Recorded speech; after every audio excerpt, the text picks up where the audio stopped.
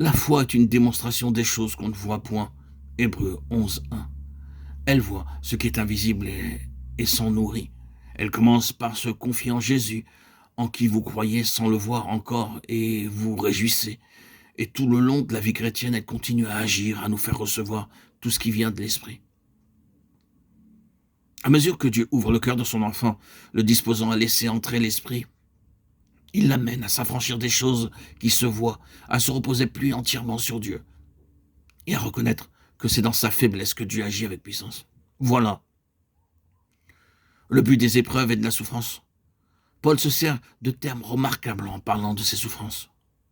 Nous regardions comme certains notre arrêt de mort, afin de ne pas placer notre confiance en nous-mêmes, mais de la placer en Dieu qui ressuscite les morts. 2 Corinthiens 1:9. Paul aussi courait le risque de se confier en lui-même. Rien n'est plus naturel. Toute vie a foi en elle-même, et jusqu'à la fin, la nature est conséquente avec elle-même. Pour accomplir l'œuvre étendue qu'il avait à faire, il lui fallait une foi au Dieu vivant, qui ressuscite les morts. Dieu l'y amena par l'affliction qu'il atteignit en Asie, lui apportant son arrêt de mort. C'est l'épreuve même de sa foi qui fut le moyen de la fortifier. Dans le contexte, il appuie sur le fait que c'est en participant à la mort de Christ qu'il fait l'expérience de la puissance de la vie de Christ en lui.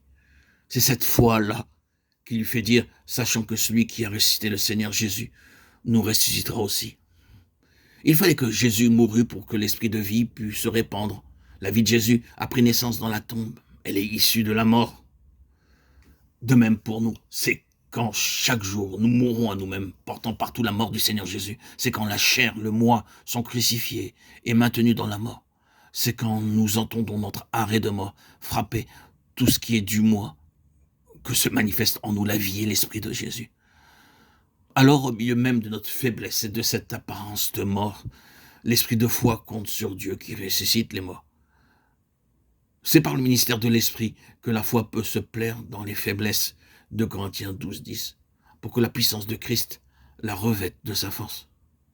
C'est quand notre foi ne vacille pas en s'arrêtant à la faiblesse du vase d'argile.